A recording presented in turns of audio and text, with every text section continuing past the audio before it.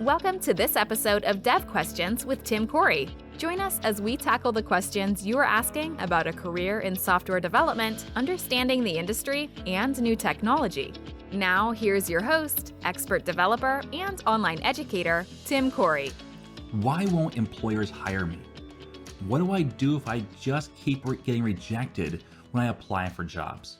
These are great questions, and they're also painful questions because they represent a frustration and a being worn down by just trying to get a job, just trying to get employed or get that job that's a little bit better than where you're at. So let's talk through this situation in today's episode of Dev Questions. Now, getting a job is difficult at times, and part of that it has to do with how hard it is to figure out really how good a person is at doing the job. I've talked before the fact that if you look at it from the employer perspective, they're trying to identify, can you get the job done? And so all the things they ask for, all the ways they ask for it, really all that stuff that they're just trying to simulate what they need to see from you to see if you're going to get the job done when you work for them. And that's tough because it's tough as an employer to figure that out for software developers. We're not just creating widgets where it's do the same thing over and over again. We're doing new stuff all the time. So it is tough. But from a hiree perspective, from a person that's trying to get a job, it's also tough because it feels like there's just thousands of people out there applying for the same position and you just don't get the job. So what do? How do you get a job when it feels like you're one of 1,000 and no one seems to be hiring you or looking at you? Well, as I see it, there's two options. One is you can do the same thing over and over again, or two is you can make a change. Let's talk first about doing the same thing, because that could be a valid option, is to just keep going. Because, like I said, employers don't really know how to best hire software developers. No one's really cracked that nut well yet, at least not without a lot of expense. And still, you're filtering out a lot of people that potentially could get the job. What it takes is an investment in time. Well, we can't invest, dozens of hours per employee for 1,000 employees. That's just not possible. So you have to have a filtering process, and that can sometimes leave good people out of a job.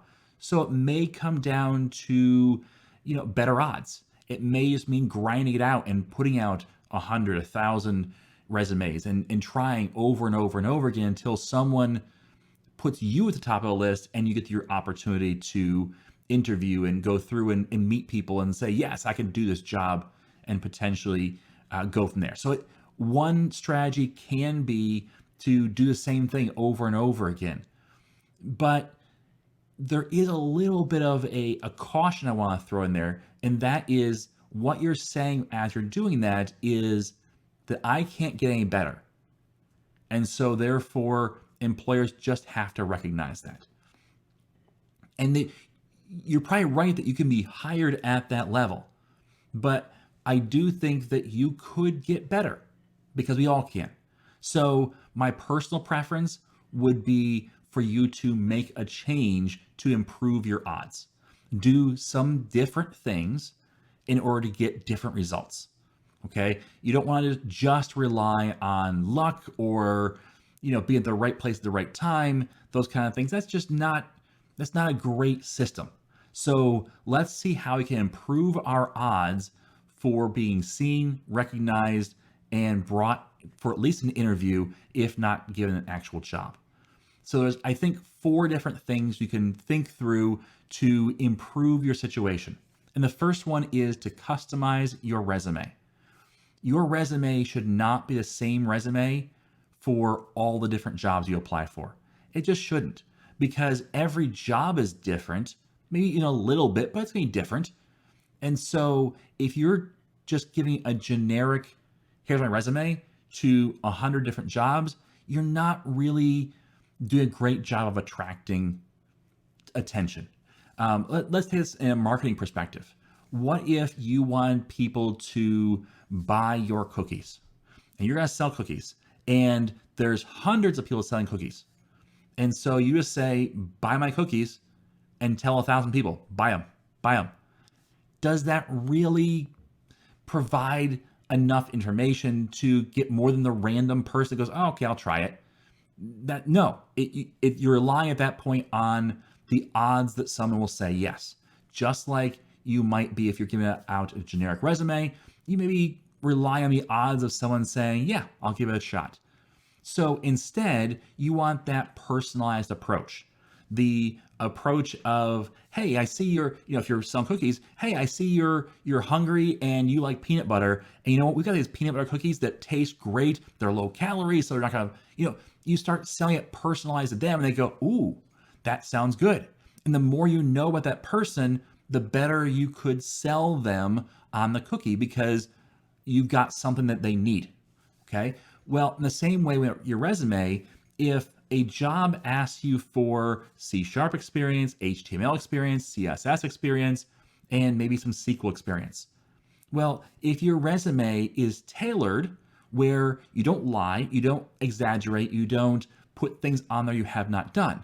But if you've got lots of experience in different areas, you take off at that point, maybe the JavaScript, maybe the Python, maybe the other things that you've done, and you focus in on C#, HTML, CSS, and SQL, and what you have accomplished in those areas. Because then that employer goes, ooh, you're customized to me. It looks like you're a great match for what I want. Not just you are a developer like every other developer, okay? You don't want that just generic look. You want to look like you are customized for that position. Again, you tell the truth in that, but if you are customized for that position, meaning you can do that well, show that off. Show off that you can do it. So customize your resume, take out the things that aren't as relevant to the position, and focus in on the things that are most relevant to the position. You should also know your audience there too, because if you are focusing for just an automated system first, have those keywords in there repetitively. And if you're focusing in on just a hiring manager, then focus more on the stories. So, and we'll talk more about that later, but focus that resume. Number 2, target your portfolio. When you build portfolio pieces, make sure that your portfolio pieces are as closely related to the jobs you're applying for as possible. So if you are applying to jobs where you're going to be the web developer for a small business, well, then you should have, if possible, a small business example website in your portfolio. Not a game site, not a site I just did randomly. Try and target to the job you want, because employers will look at that and go, oh, I can see them doing the job because they've already done the job. And again, you're trying to show off, I am a perfect fit for this position. The closer the fit looks on paper, the more likely it is that you'll get an interview and be able to go in front of them and say, yes, I can do this, and I've already done this, and point to that stuff. And then you look more and more like a person custom fit for the position they're looking for. All right, so target that portfolio and keep building it up. Don't just stop when you have something in there. Once you have about 3 things in your portfolio, then make a 4th and replace the first, because your 4th will be better than your first. And if it's not, then you need to work on growing your skills more. And that's where the next point comes in. Go deeper in your knowledge. Don't just rest on surface level knowledge of multiple technologies. I see this mistake a lot with newer developers, especially where they're saying, hey, you know what? I want to customize myself for the role, which is great. And they say, so I'm going to learn React. Okay. And they say, well, now I'm going to learn Angular. Wait, have you learned React yet? Yeah, I made a couple of Hello World apps. That's not good enough. In fact, I wouldn't count that at all as knowledge of React. So when you say, yeah, I've learned C#, I did a couple of apps, and then I moved on too. Don't do that. Go deeper in whatever you're going to be most focused on for your resume, and then what you're going to most show off in your portfolio. Go deeper in that knowledge, because businesses don't want to see surface level knowledge. They want to see depth.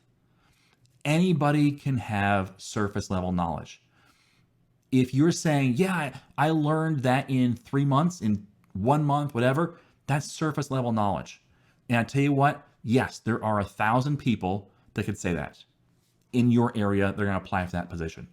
When I opened up an entry-level web developer position, I had hundreds of resumes come across my desk within 2 days, because the barrier to entry is so low that really anybody that had surface level knowledge could apply. So you want to go deeper than that. So you can say, hey, yeah, I fit that entry level position, but really I've gone deeper than that and I know these things. And so you show off that, yes, I can do a job you're asking for, but I also can go a lot deeper than you expect from that position. Just show off that depth. So go deeper in your knowledge and then bring that right back to your portfolio and show it off. And the fourth thing, so the first three things are customize your resume, target your portfolio, go deeper in your knowledge. The fourth thing is build relationships. Now, I know this is tough for some people. Some people just feel like, hey, I'm an introvert. I don't want to talk to anybody. And that could be okay. But here's the deal. Getting to know people will introduce you to new opportunities you never would have had otherwise. I have had so many offers, so many opportunities come up because of who I knew rather than because of what I knew.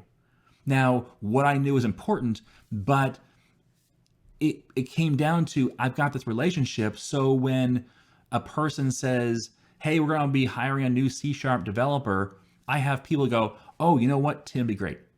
And so I get the offer because, not because it's some kind of buddy system, because when you need help, you reach out to the people that you know could help you.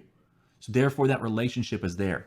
Now, don't just try and create relationships just for the purpose of getting a job, okay? Because that feels fake and you don't want that. But I tell you what, relationships in the development community are amazing, because it's not just about getting a new job, it's about hearing how people do things, hearing how situations are in the real world, hearing about maybe what the jobs are like out there.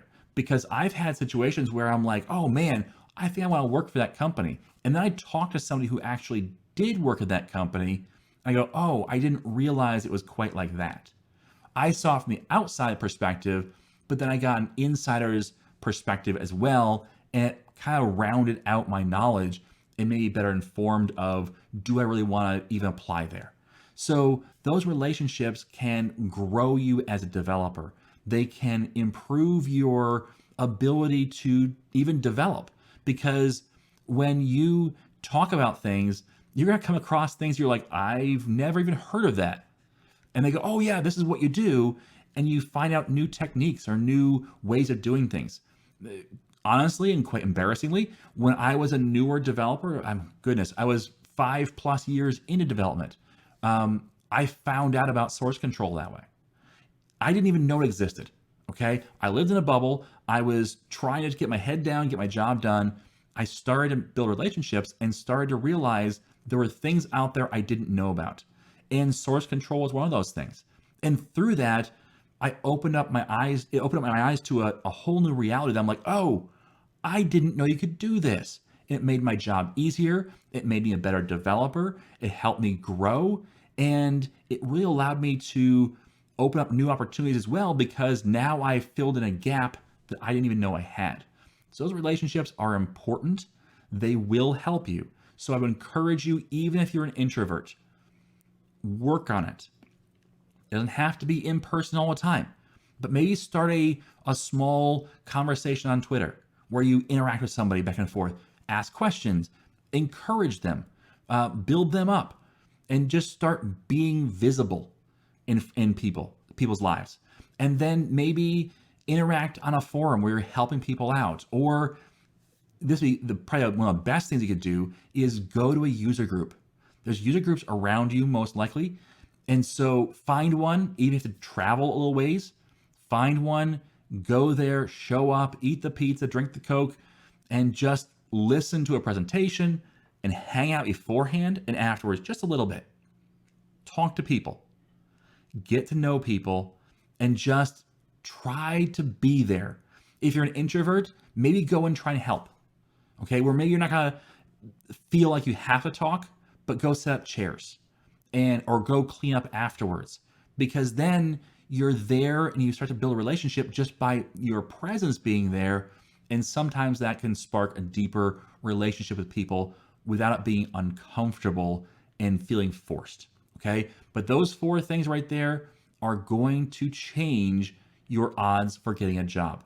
It will change how you are seen by employers. It will improve your odds. It will make you more likely to have an offer and even have a better offer because you customize your resume to the position, which means it looks like you present the fact that you are a good fit for the position much better. You've targeted your portfolio. You've shown I can do the job. You've deepened your knowledge, which means you're a better fit now than you even were 3 and 6 months ago. And you've built relationships which will have, again, rounded you out as a developer, and they may even open the doors into positions that aren't just readily available online through Monster or Indeed. Okay, so those are my thoughts on how you get out of the rut of just applying for jobs and hearing nothing. Okay, thanks for listening to this week's episode of Dev Questions. If you have a question about being a developer, I encourage you to check out the past portfolio, past library of all the episodes. There's lots of episodes by this point. Check it out. I probably answered your question, but if not, you can always go to IAmTimCorey and go to the podcast page and fill out a form to ask your question, and it might be featured on a upcoming episode of Dev Questions. Have a great day, and as always, I am Tim Corey.